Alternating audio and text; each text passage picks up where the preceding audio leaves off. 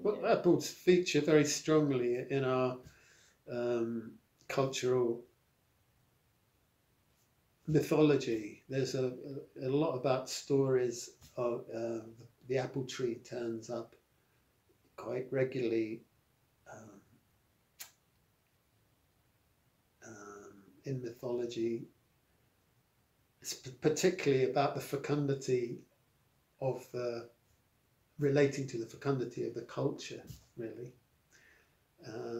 And so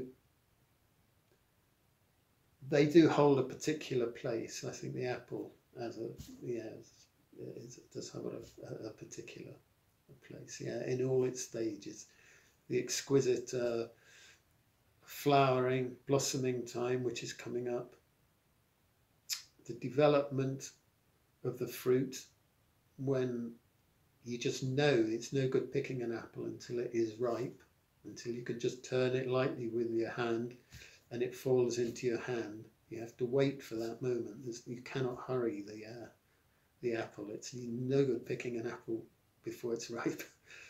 Um, and the magic of that process of being able to graft an apple, to be able to take a twig off an apple tree, and I grow the root stocks. The root stock is an entirely separate um, root in the ground that every year produces shoots.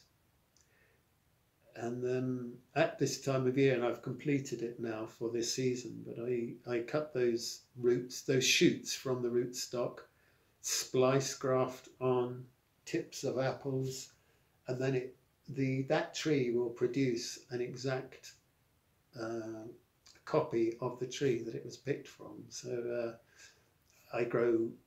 I don't grow the pure Cox apple. That's needs a lot of chemical intervention, but I do grow Cox crosses, and so when I graft a tree, the it will produce back to a true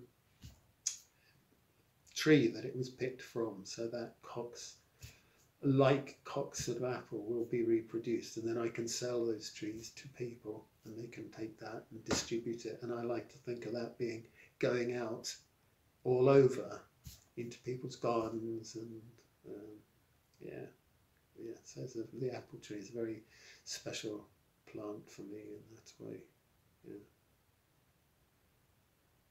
Yeah.